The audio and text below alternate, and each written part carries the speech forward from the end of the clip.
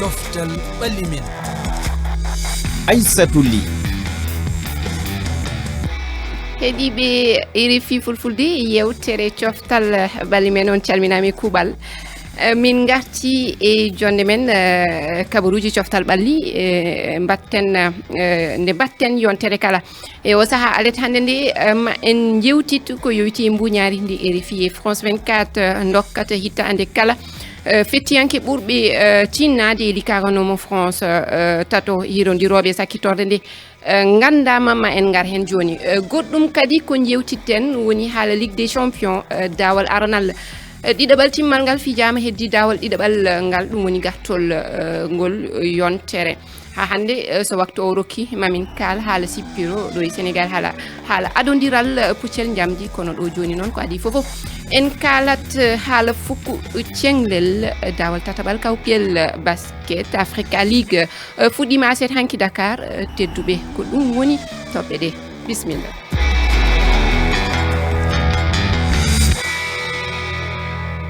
On calminama kadi ko adi fofoof noon ko salminde kadi ɓe tawdami e nde jonde Arouna e Dieynaba Sow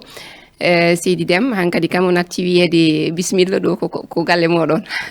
On calminama Aissata en calmini ɓe gonduɗen ɗo heneɓe e hettiɓe en ɓe kala. Yo anne Dieynaba mi accuma calmina heeɗiyankoɓe RFI fulfulde. En calmini bandiraɓe kala en calmini grand Arouna e grand Abdoulaye gollidiɗe men woni mo mbaddatmi ɗe ɗo yewtere Abdoulaye anne a weeɗama jungo bisimilla. Aissatou mi salmini Arouna Dieynaba e heeɗiyankoɓe RFI fulfulde. Eyo Abdoulaye koye ma keddottomi sabu caggal calminani en kalat haala fukku cenglel basket Africa League hande woni ñalande ɗiɗaɓere Abdoulaye won kawdire baɗɗe walla mbiyen gonɗe e waɗude o saaha. Eyyi kay Aissatou no mbirɗa noon oɗo saaha ñalande ɗiɗaɓere nde kippu mo Sénégal AS Douane no tinodire walla mbiyen no hawodire Tunis naɓe ɓe US Monastir en jokkodirat tan e goto e nultodiraɗo men to Dakar Arena mo wi Ibrahima salminama. Ibrahima Niang jokkodirten Aissatou kanko mo tawa imo oɗo saaha to Dakar Arena imo tawa e ñalande ala ɗiɗaɓere hande hakkude kippu mo Sénégal AS Douane e Tunisaɓe ɓe US Monastir simo e ɓoggol ngol Ibrahima Niang a salminama. Eyo ene wayno Ibrahima heɓaki Abdoulaye en jokkat tan mataw ma en gartu hen ma en duttoto makko Abdoulaye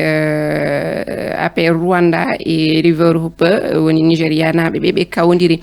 e yamɗe 14 silmaji 30 mate aɗa wawi artude e jaltude ɗi mbaɗa aɗa jogui ɗum. Eyyi jaltude ɗi ko River Sport fooli APR toɓɓe 76 e dow toɓɓe 72 woni francire 86 82 ɗum noon ko neɓani ko hawdire ko tinodiral ngal gasi hakkude ɗe diɗɗe ɗiɗi ha joni e dara si wawa jokkodirde Ibrahima Niang ala e heɓade Abdoulaye wadde en gara e kawdiral ñalande aranal ngal hanki walla mbiyen hanki kawdire mbaɗi hakkunde River Hooper ha e AS Douane ene wayno kadi APR Rwanda kañumne Monastir Abdoulaye. Eyyi hakkunde APR Rwanda e Monastir ko APR hawi Monastir toɓɓe 79 e dow toɓɓe 74 River Hooper foluno kañum AS Douane toɓɓe 77 e dow toɓɓe 67 Ibrahima Niang kanko ne tawano hanki e ngal kawrodiral hakkunde ɗe diɗɗe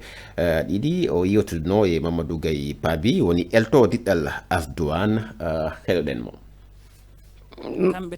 kamɓe tan encore beaucoup plus difficile ko heddi e fijongo ko ma sattan amen no feewi sabu ɗum jaggunomi wonde ko somin polino e fijo amen gandanol ngol ma fabuno amen no feewi hakkunde amen e US Monastir ma ɗum mus no feewi wolede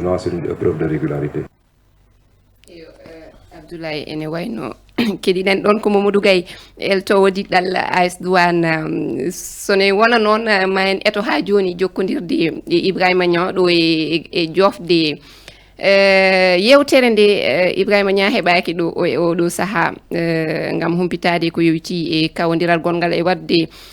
o saaha eɗen mbawi wiide hakkunde AS Douane e Monastir. Abdoulaye en garati e toɓɓere wonde saabu walla mbiyen en jokkat ha joni e toɓɓere baalo woni Basque Africa League en keɗima eltowo AS Douane o wi ma wat fodde bawɗe makko ha AS Douane heɓa kaw kono ene wayno Monastir e Douane kam ko diɗɗe gandodirɗe eɗen mbawi wiide ɗiɗi ɗe foof ko foolaɓe kadi e kawdire mumen gadane Monastir foolama AS Douane foolama mate ɗum hankkadi kawdiral mabɓe ngol ɓe goni e wadde nde ma weeb. Abdoulaye mi accuma jewtida e Haruna. eyyi kay Aissatou ɗo e jonɗarno konngol gonga ngal weɓata saabu no mbirɗa noon kippuji ɗiɗi fof ko hawade hanki ɗi folanoma sa ƴeewi ko AS Douane joɗɗino kadi eyyi kamɓe joɗɗinoɓe ka dawal feƴƴungal ko ɗum waɗi min hitande yawtude nde weɓata hay seeɗa kono nek en darat ko honto sakkitoto ko andi fof weɓata sa saabu no goɗɗum ɗum kadi yiyeteɗo Marcus Crawford kanko ɗa andi ko AS Douane o fettatno rowani kanko hanki o kepti darde makko ne keptinama no feewi e ngolɗo no himo yes Monastir ko waɗi min ni weɓata hay seeɗa hakkude mabɓe. Aruna rutti kadi yes Monastir kamɓe keɓno e hitande ujunnaji ɗiɗi elle desewal ngal nogas e tati ɓe keɓani kono AS Douane kañum yeehi ha e timmode kawdiral battinigal ngal hono jiiruɗa kawdiral ngal mabɓe hande. Kawdiral ngal weɓata aɗa andi janndo hen fof tan no wawi hankadi weɓata ummitagol mum sa jaggi wonde APR Rwanda jaggano kañum ɓurno wasde wonde hen dariɗo no moƴƴi wiyano hen Monastir e Douane kañumen keedi dow kamɓe ɗiɗi fof noon hanki ɓe poola soɓe gari hande Nigéria na hops pooli laabi ɗiɗi aɗa andi kañumen ham pewnitima ha gayni AS Douane saɗa siftora rawane ni ɓe puddori no laabi ɗiɗi ɓe poole nde ɓe puddori nde yahano no moƴƴi hande noon so poti yidde andude tan doɓe tolni alay saago ɓe poola Monastir haali ɗum duuɓi ɗiɗi caggal kañumen jettuno raaya o garti rawane Douane baari lawol hadi ɓe pennude yehi ha final hikko noon yakorono ham Douane préparation mo dañoy fof ɓuuro wottude haali Crawford kañum joguino no wawi wiyede kañum rondino rawane AS Douane hikka woni ko Monastir ɗum noon hoye subagol paabi game keɗinen joni o kañum suuɓi ƴettude tan waɗoɓe basket ɓe ganduɗa hoye leyɗele Afrique iwi o jaɓani ƴettude hikka umiɓe Amérique te sa ƴeewi ɓen ɓuuri ne jagga kañumen ɓuuri wade hikka noon kanko suuɓi ha ƴettude tan ummiɓe ɓiɓɓe leydi Afrique ko ƴetti gummiɗo Nigéria gummiɓe Guinée gummiɓe Niger ummiɗo Soudan wadde Sénégal naɓe wonɓe ɗo ɓe ganduɗa en hewɓe hen équipe nationale Sénégal beddogol ngol hen jeeya ɗum noon ma wot jangde wonde waɗede hen o wi kanko o yiiɗi hollirde Afrique no waɗi e nder leyɗele Afrique aɗa wawi yaltinde hen wawɓe wottoyde so tawi ko miiji ho waɗi Douane wottoyi yalte diɗo adiɓe ha yeehi phase finale woni final four ɓe mbiyato to hende to Rwanda wiye wonde o dañi gonga so tawi yani noon mboɗo sikki ko ɗum addata. Abdoulaye ene wayno Nia artide Ibrahima Nia Abdoulaye mi salminima salmitama to ɓe tolni e ngal kawdiral andu tan fuɗɗima eɓen e ɗatal gadanal ngal e mintaji sappo adiɗi ɗi andu tan ko Monastir ardi taw kono poñiɗɗi noon hewan taw saabu noon joni ɓe puɗɗi e hakkude makko e AS Douane on kaali ɗum joni kawral ngal noon weɓata sabu noon kamɓe ɗiɗo fof woni AS Douane mo Sénégal e Monastir mo Tunisie kamɓe ɗiɗo fof e kawral mabɓe gadanal hanki koɓe poolanoɓe ko ma tan équipe kala tinno sabu noon ɓe daña poñuji gam noon heddade e kawral ngal ɗo noon e ngar luure laata ballon mo Diamniadio yimɓe ɓe heewi deppo gam noon arde e yaadude e AS Douane mo Sénégal. e kay set aywa kono ɗo fuɗɗori ɗo di kam fewnitaki min Abdoulaye mi jinno kay ko AS Douane kam hollira sagal kono ko heddi ko heewani ɓaadi ko joni fuɗɗi fof ene wawi wadde en jii hanki kawdiral hanki ngal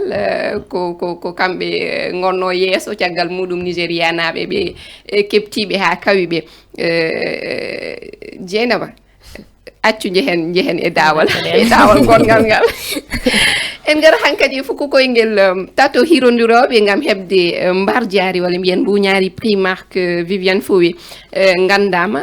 en keɗoto Moussa Oumar Bari waɗani en jangtore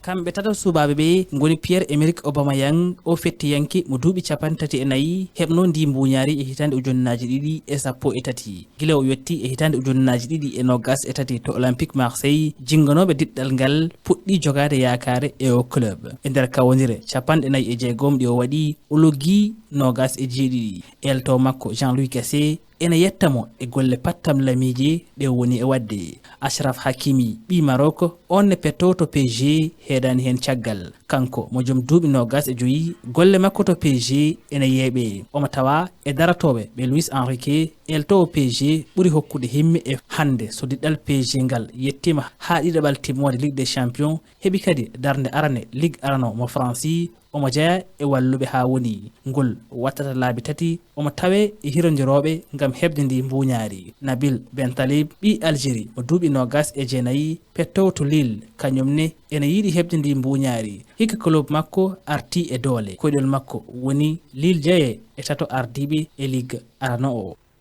eyo koyɗol makko woni Lille jeeye tato ardiɓe e Ligue arano holiɓe tato ɗaminiɗa Dieynaba ɓuuri handude walla cikkuɗa miijiɗa heɓata ngal desewal e jikam ko heewi mbiyata ko Pierre-Emerick Aubameyang kamɓe fof ko ɗum ɓe mbi mi anda ɗon mate an koye ɓen jeeyeɗa kono no wayi foof kam ene mbawi wiide Hakimi diɗɗal mum PSG hikka kañum si jii golle ngal diɗɗal waɗi hikka e Ligue arano kañum heeɓi darde arane nde goɗɗum e goɗɗum PSG nani Ligue des Champions yeehi ha ɗiɗaɓal timmode e o saaha kam e on banggue OM kañum en jii ala ɗo yeehi ala ɗo tolni e Ligue arano Abdoulaye aɗam moosa mbeɗe andi Ligue Europa kay ko Ligue arano so mbuñaari prix marque Viviane Fowe haalama ko sababude Ligue arano woni ko waɗata France ko hay goto darani ko waɗata leyɗe goɗɗe an ko miijiɗa hen e raɓi kindi andi min nde gultoon yimɓe kalno prix o ne min hakkillam woni no e jakite eko nandi hen kono sa ƴeewi gonga PSG nene saaha mum nene waɗa golle pajinɗe mais ko neɗɗo hoore mum woni individuellement kañum ko waɗi mo ganduɗa ko waɗi ko sen waɗe sa yerodiri ɗum e ɓe ganduɗa PA ne foɗodiri woni Pierre-Emerick Aubameyang eɓe foɗodirta ɓe kanko goto tan individuellement kanko ɓuuri hen hedde yesso sa ƴeewi tan foti loggi 27 bi 27 mbaɗɗo omo jogui ɗum noon ɓe to gonga PSG ne ardi nani hen kono so woni individuellement kam hande ko PA ardiɓe e ngal ɗon podira Abdoulaye mi yima aɗa heppi haalde nde mbimi OM ala ɗo wa OM ko nerviji de ɓe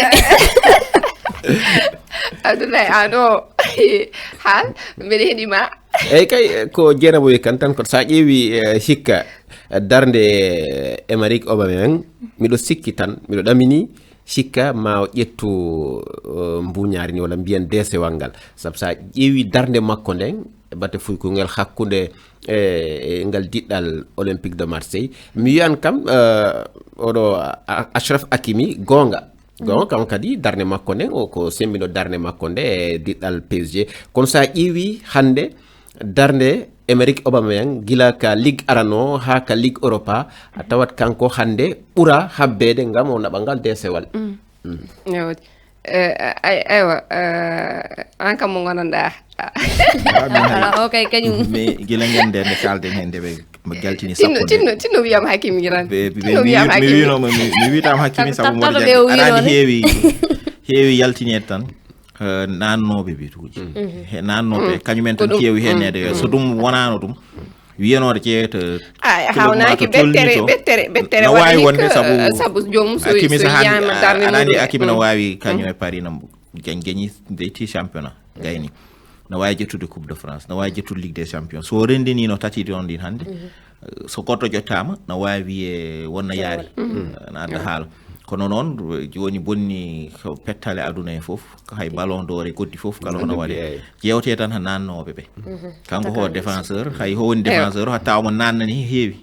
ɗum noon no fonno walludema o daña moƴƴi kono mboɗo sikki tan hikka no so tawi ko nannoɓe ɓe tan daarete mate wonɓe ɓe kañumenne kamɓeral heewi daarede wonɓe caggal ɓe kewani woppede hakkille no feewi ko toon toro keddotoɗen Arouna haalde ko witi kawdire gartol ɗiɗaɓal timmal maɗe mbaɗnde yontere Abdoulaye mate aɗa wawi artande hen e kawdire padade ɗe e kawdire baɗɗe ha joofi e kawdire padade ɗe ko hakkude Dortmund mbiyen Dortmund e Paris Saint-Germain ka jahol ko Dortmund foluno diɗɗal loggal wonno loggol mbiyen loggol e mere loggol tappini min Abdoulaye loggol e mere joni ɓe habba hakkude Real Madrid e kamɓe ne hakkude Real Madrid e Bayern Allemagne ɓen ɗon kadi sa ƴeewi tiwnere ngal musuno sabu kippu kala wonno loggi ɗiɗi hakkunde maɓɓe gattol ngol weɓata hakkunde ɗen diɗɗe nayi weɓata e saɗum weɓata min kam ko woƴimi fof ko PSG holto wattinoyi Abdoulaye tagmi jalde sa tawama fiyama sa yeehi Allemagne yo Allah faamuma ala fof ko wonata emin ɗamini tan min keddoto e ɗaminade kawdire ɗe mbeɓatama mi siftina tan waɗata ko talata e alarba ko Dortmund e PSG walla mbiyen PSG Dortmund kawdirta ñande talata nde Real e Bayern kawdira ñande alarba ha hande haali fokku koyngel kawgel coupe CAF eɗen mbawi wiide ko Zamalek e RS Berkane pottata e timmode nde saabu CAF hokki kaw ko Berkane dow USM Alger caggal nde ɓe caali hawdirde jahol e gartol ɗiɗaɓal timmal ngal ɓe gullitima noon e yeeso suudu ñawirdu mawdu toppitindu alhaali eɗen mbawi wiide kala ko yowiti e coftal ɓalli joni noon hade en haalde ko haɓɓodi e sippiro hakkunde Eumeu Sène e Sa Thiès en garot e adodiral puccel jamdi to Benin ko aset hanki lappol sappo e jeenayo ɓiire adodiral ngal timmi ko Ashrad e dogmi ɓi Maroko heeɓi kaw eɗen mbawi wiide joni noon garen e ko woƴimin enen fof ɗo ɓiɓɓe Sénégal naɓe hande fof guite mumen kucciti koye kawdiral hakkude Eumeu Sène mo écurie Taïchinga e kanko joɗinoɗo e jappere eɗen mbawi wiide o meeɗi joɗade jappere sippiroɓe ɗo e Sénégal e Sa Thiès ɓi Double Less o tawaɗo écurie Double Less Mignum Balla Gueye kañumne meɗɗo joɗade e jappere nde ko haare hakkunde Guédiawaye e Pikine holɓe ɗo ene Guédiawaye holɓe ɗo ene Pikine ƴewɗo banlieue naɓe ala fof goɗɗo ɗo ala parcelle min koɗi min parcelle eyo kono noon onon parcelle naɓe ɓeɗiɗa Guédiawaye naɓe ɓe memodirta ala min keedirata Eumeu Sène to tan ko ɗon keɗɗon min pawnimo Ciss o joɗima hay woppo min mbaɗ onon mbawi mo kay ewa eɗen mbawi wiide ngal kawdiral walla sippiro ngo hande ko sippiro fadango saabu hande Sa Thiès o heeɓi kaw e dow Eumeu Sène ma wonan ɗum ɓeydare mawde saabu jomum ma waw yettoyade ma waw limede e mawɓe hande e banggue sippiruɗo e Sénégal Eumeu Sène kañum meeɗi libde liɓi galle maɓɓe ala fof mo heddi joni noon ono holko mbawɗon addude hol yiyande mon ɗum ɗon no yawide tan saabu ko waktiji jeegom de elle keddore ɗen e yewtere ɗe haalam hewani hen Eumeu Sène dal liɓi galle maɓɓe yo jokku tan galle maɓɓe an elle ɓe gandi cugule weɓata noon aɗa andi yimɓe fof gandi ɗo weɓata moom weɓata saabu Sa Thiès sa ƴeewi hippiroji wadde laabi ɗiɗi mi anda tati tan meeɗi libede Eumeu Sène ne yaara e jeenayyi jomuji jeenayyi ɗum noon kanko kañum ni hettimo cuhako mboɗo sikki ɗum nena wawi nattude hen kanko noon wiya kanko mbiyata favori o Sa Thiès woni favori hay sinno Eumeu Sène expérience e foof kañum ɓuuri Sa Thiès woni favori kono wona lamba mono weeɓa so rendu ko cukalel kono yowat seesa so waɗani seesa tan no wawi no funtiri pikinnaɓe no geejo wawi fof funtiɓe kamɓe fof liɓiɓe presque no wawi funtirde mo noon tan Abdoulaye nadde galle double less weɓata no kawaɓe Arona mir noon andi Omo Sène kanko o wondino o wi o watta cippirde hande kadi e Balla Gaye ɓe ari ɓe ɓeyni ngal pellital ma ko ma ƴewtangal sa ƴeewi hande Sa Thies ko wi e konnguli makko o wi komi ara yoftanade Balla Gaye 2 e woɓɓe wono Lac de Guerre 2 en ayi par ce que sabu Omo Sène o liɓi o lipti hakkunde Guédiawaye e Pikine ko ɗum Francira wiyata derby hakkunde Guédiawaye e Pikine ɗum ko cippiro mawgo kono noon ko arnoyi konko gonga sa daari Sa Thies hande o no ɓuurimo expérience kono Sa Thies hande kanko woni cukalum ko hande sa ƴeewi ka cippiro hay hecciyanki hakkunde Bombardier e Franc ko noon yaari Bombardier ar o rewi hoore oya kono oya ɓuurimo doole sabu no hande Omo Sène mbiyen o neeɗi cippirde mo jogui expérience kono doole ɗen kay hande ɓe mbayide kan doole ɗen tabitani kanko ni eɗen mbawi wiide kanko Balla Gaye omo hani ni wadde hande kuccodiral makko e Tapha Tine sabu kankone mo hani sippirde ko ɓoyata ewa an Dieynaba nde a haali hen yiyande ma Arona yi Tapha Tine Tapha Tine daride oɗo saha kam ayi Tapha Tine an kam yimɓe ko gandimo jingganta an ka boy Guédiawaye combat Balla Gaye mais weɓani wadde pronostic sabu hay goto anda to yaltirta hen sahaji so farama taw min de kam parama banggue ñaamo yaltiro to hen mbiya ho kanko liɓata o liɓe ɗum noon onatti darade no wano adani onatti wade noon sembe makko ustimo no fewi sa yi hande jomumen sa yi ɗumen ni ɓalli ɗi no mayni koɓen jilluno hen e jeeyaka hen o joni natti wodde ɗum tan waɗi joni fof moni fof doole mum ligguide tan yaltinta nane to noon heewi par ce que so gonga so haala lamba e nder leydi Sénégal waɗi no duuɓi caggal dopage ne wonno hen ha heewi joni noon contrôle aji ɓurdima heewde eɓe gandi fattaɓe hen soɓe jaggama ɗum waɗi ustima no feewi ɗum noon moni fof arda tan no doole mum hankadi Tapha Tine so teeyi seeɗa tan mo wawi wonde ko dañi mais Balla kadi naywi noon yen kaldu ɗo naywi wen kam ay way kono Bombardier heccimo kanko Tapha Tine ko génération goto kamɓe garde kamɓe en Modou en kamɓe presque garde lamba joni kam natti jogade ngal kanko e Omo Sène kam gol soɓe liɓama yoɓe pofto yo pofto ɓe ƴetta ala Bombardier ke ñande hen komin hersuɓe komin hersuɓe yaw joɓɓe ɗiɗi kanka mo yonti hankadi omone limane duuɓi kewɗi kam Bombardier yonti kañum kam yaha foftoyo ene wayno noon hankadi gasi timmi ko keddoroɗen heewani ko ɗum gaddunoɗen e yewtere alet hande nde yewtere mon coftal ɓalli min jetti on e heɗogol mon lobbol min jetti heɗɓe karallagal ngal Malang Sonko ha e Alassane Bira Ba jettama min jetti kadi wonanɓe en to YouTube to on woni Inna Bolaru walla mbiyen gonanɗo en e hello Facebook ha joni kankone mo walla hen Inna Bolaru a yettama kala jolaɗo noon yo naate lowre fefe toɓɓere refi toɓɓere fere amma application Pure Radio ma hello Facebook na Twitter refi fulfulde jiɗɗo addude yiyande mum mi wowani haalde mi arta hen tan e toɓɓe men ene wawi wadde vocal lomba e tonggode WhatsApp nde ko kowal 2 e nogasi goho 7 temedde joyyi e 8 e jeenayyi 33 12 ɗum noon Dieynaba mi wima ha gongol anne Haruna Deme on mbiyama ha gongol mi acca mon mbaynodiron e heeɗiɓe ɓe inchallah ha dimanche paro kawriten ɗo so Allah yo yomiraɗo jaaɓi